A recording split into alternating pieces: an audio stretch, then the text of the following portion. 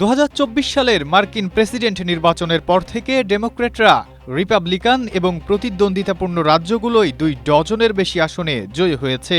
এবার ফ্লোরিডা অঙ্গরাজ্যের আইনসভার উপনির্বাচনে একটি আসনে জয়ী হয়েছেন ডেমোক্র্যাট প্রার্থী এমিলি গ্রেগরি। প্রেসিডেন্ট ট্রাম্পের পাম বিচের মার এ লাগো এলাকার অন্তর্ভুক্ত আসনের এই বিজয় বিশেষ গুরুত্ব পাচ্ছে। একসময় প্রতিদ্বন্দ্বিতাপূর্ণ ফ্লোরিডা রিপাবলিকান ঘাঁটি হলেও সাম্প্রতিক স্থানীয় নির্বাচনগুলোতে ডেমোক্র্যাটদের অগ্রগতি ট্রাম্পের জনপ্রিয়তা হু হু করে কমিয়েছে বলে ধারণা করছেন বিশ্লেষকরা। বুধবার এই খবর প্রকাশ করে সংবাদ মাধ্যম Al Jazeera. Strawberry super dotted ও ক্লাসিক ভ্যারিয়েন্ট সেন্সেশন জাগুক শিহরণ।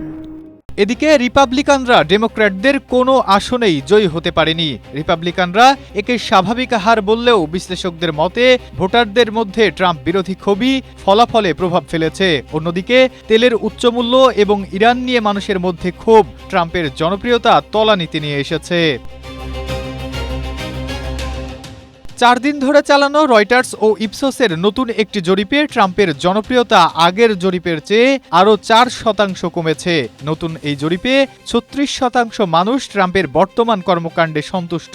এটির আগের জরিপে ছিল 40%। Nasimuddin, Asia post.